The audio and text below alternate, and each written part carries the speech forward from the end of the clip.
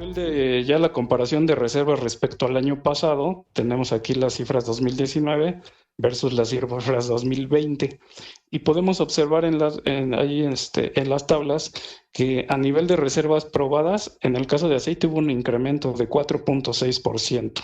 En el caso del gas, para las reservas 1P hubo una disminución de menos 3.8%. Y a nivel petróleo crudo equivalente, que es todo acumulado en líquidos, tenemos un incremento de 2.1% para las reservas probadas. En el caso de las reservas 2P, observamos que hay un ligero incremento en el aceite de 1.3 y para el gas y el PCE, la verdad es que prácticamente se mantuvieron muy similares al año pasado, ¿no? Y finalmente tenemos aquí que para las reservas 3P, pues hay una disminución en el caso del aceite de menos 6.9%, para el caso del gas de menos 8.2% y finalmente de 8% para el caso del petróleo crudo equivalente respecto a las reservas del año pasado. Observamos en el gráfico que principalmente las asignaciones a nivel de la reserva aprobada de petróleo crudo equivalente aportan el 80% de las reservas del país. A nivel de 2P también observamos que pues sigue contribuyendo considerablemente las asignaciones. Allí en el PAI podemos observar que ya las áreas adjudicadas en licitaciones que nos han podido actualizar sus cifras de reservas ya con las estimaciones o las propuestas de desarrollo de los operadores que están llevando a cabo los trabajos, pues ya hay un incremento considerable del 9% a nivel del país, ¿no? Hacemos esta mención porque generalmente a nivel de 2P es donde se tiene la propuesta de desarrollo generalmente que va más asociada a los planes como tal. Y a nivel de todo el potencial que tenemos 3P, pues observamos que ya a nivel de asignaciones también conserva el 68%, y también igual a nivel de adjudicaciones, licitaciones y áreas de resguardo, hay un porcentaje considerable, ¿no? Que esas áreas como tal, pues comentamos, ¿no? Que son áreas que tienen potencial y a través de los desarrollos o lo que se vaya dando en los proyectos podrán irse, pues de alguna manera incorporando ya sea la producción o inclusive ya a nivel de reserva aprobada como tal, para ir bajando la incertidumbre dependiendo de los desarrollos. Aquí observamos las tasas de restitución. Del lado izquierdo podrán observar que tenemos la de restitución de descubrimientos y del lado derecho la integral. ¿A qué se refiere este indicador? Pues únicamente es mostrar de manera porcentual o esquemática de lo que producimos en un año, cuánto reponemos, ¿no? Cuánto es lo que logramos reponer o restituir de esos volúmenes de reservas. A nivel de descubrimientos observamos que para la 1P tenemos que el indicador fue de 2.8%, a nivel 2P de 7.3% y a nivel 3P de 9.4%. Ya para el caso de la reserva integral que involucra todo, o sea, lo que vimos de descubrimientos, desarrollo, revisiones de las áreas, se da la restitución de más del 100% de la reserva aprobada, lo cual equivale a 118.9%. A nivel de 2P también tenemos una restitución de más del 100%, que son 108. Y pues a nivel de 3P se tiene esa reducción que fue de menos 132%, ¿no? Principalmente afectado a las reservas posibles. Y otro indicador importante es la relación reserva-producción, que no es otra cosa más que, como se comentó, que al ritmo de producción que vamos en un año en particular, ¿cuántos años nos quedan para producir eso respecto a sus reservas, ¿no? Esa es una relación. Este indicador cabe señalar que es dinámico, va cambiando año con año, no es decir que las reservas se vayan a agotar en estos años, sino que todos los años se van adicionando o en algunos casos disminuyendo, ¿no? Pero influye mucho de la actividad y el ritmo de producción a la que vayamos. Entonces podemos observar que a nivel de petróleo crudo equivalente, en este caso tenemos que nos da 9.3 años, a nivel de las 2P de 18.3 y ya viendo todo el potencial de 26.5. El número de operadores que están participando en esta cuantificación de reservas y certificación del año pasado de 5 pasaron a ser 12. Creo que es algo bien importante que exista un grupo de operadores que estén participando en actividades y subiendo reservas para incorporar a la nación con reservas ya certificadas. Aquí es un resumen total del año pasado. Entonces, si vemos tanto en 1P, 2P y 3P, bajaron o se mantuvieron, la 1P se mantuvo, pero la 2P y la 3P sí bajaron Eso tiene que ver con que o están en proceso de evaluación algunos descubrimientos que son importantes quizá para la nación y están en ese proceso que a veces no son tan rápidos los procesos de evaluación de los yacimientos y que necesitan esa pausa para, no es pausa, ese tiempo para que se pueda considerar como puede ser campos importantes. Petróleos Mexicanos tiene uno muy importante que es Quesqui, Valeriana, que podrían estar incorporando reservas importantes, esperemos para el próximo periodo. Las reservas son al 1 de enero de 2020. Es un dato que no podemos hacer a un lado. Es una fotografía, como bien lo explicó el ingeniero Omar, de cómo se estaba al 1 de enero de 2020. Toda la información que tenemos de este año, en sentido estricto, no entra en esta consolidación de reservas, que por parte de la comisión es eso, nada más, es una consolidación de la suma de lo que entregan los operadores y un tercero certifica, la comisión lo cuantifica y da esta información al país, ¿no?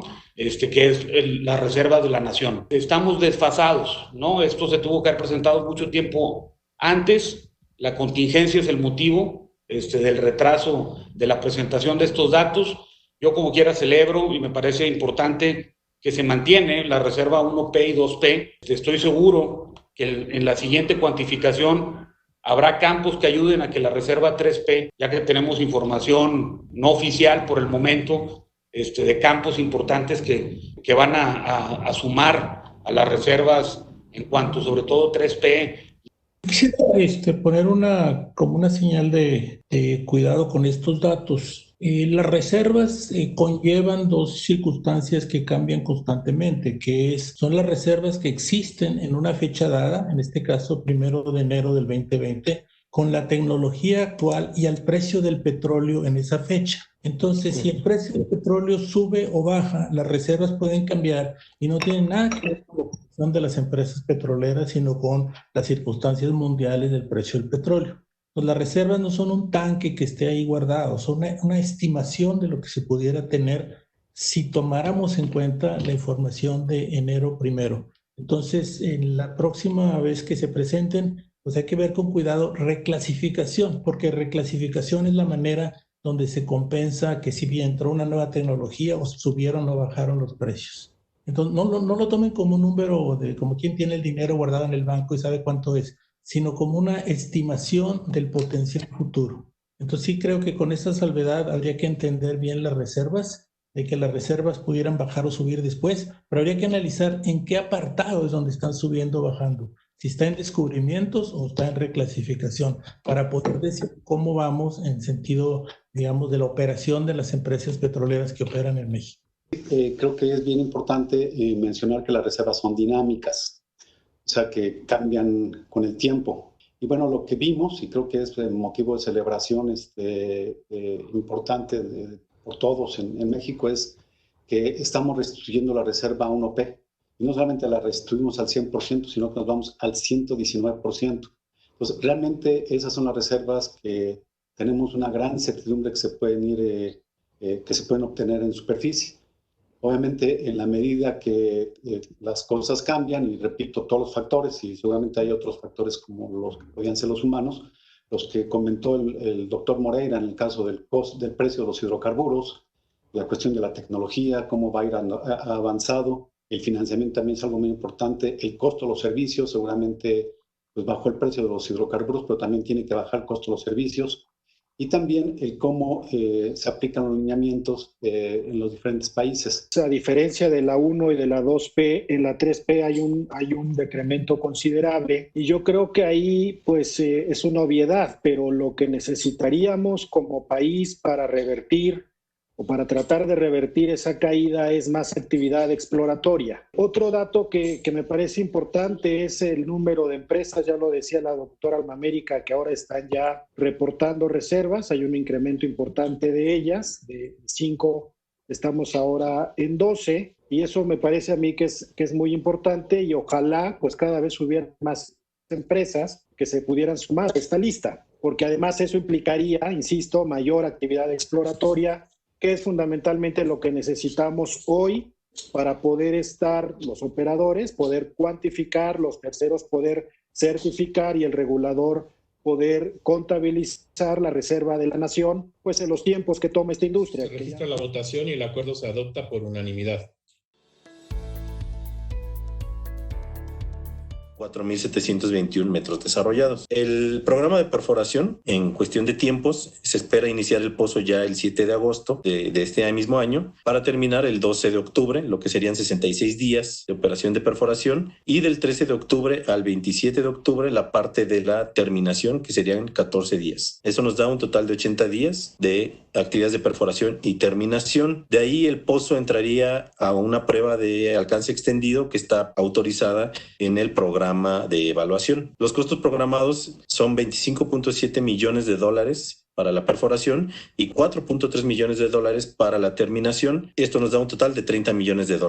Los recursos que se estima dar certidumbre son por 8 millones de barriles de petróleo crudo equivalente, con un éxito geológico de 90%, puesto que al ser un pozo delimitador, pues ya se cuenta con mayor certeza, ya no es lo mismo que un exploratorio. 1,000 metros de contacto con la formación a través de una tubería ranurada. ¿Cuál es la producción que piensan obtener? Eso que usted menciona de los 1,000 metros, hay que nada más considerar que esa parte también hay construcción del ángulo hasta poder alcanzar los 90 grados de inclinación. Ahí todavía no está a los 90 grados, sino que empieza a construirse y Son los 4 metros, ¿no? Son los 4 metros que hay de diferencia, de 3.346 a 3.350. Me refiero a la parte del liner de 5.5. Aparte, no, o sea, ahí todavía no se tenía los 90 grados conforme al plan direccional. Todavía no se alcanzarían, sino que todavía hay una etapa de construcción para poder llegar a los 90 grados de inclinación. Okay. Eso no digo, nada más como una aclaración. En cuanto al gasto de producción que ellos están reportando, y lo tomo del programa de evaluación, no de la información que nosotros recibimos, porque no es parte del análisis, la prueba de alcance extendido, pero del programa de evaluación, ellos manifestaron que por un estrangulador de 1.5 pulgadas tendrían un gasto de producción de 4.967 barriles por día. Muy buenos. Está dentro de la calidad de producción que pueden meter en el área de 7 3/4. Pues es suficiente, no tendría ningún problema. Se registra la votación y el acuerdo se adopta por unanimidad.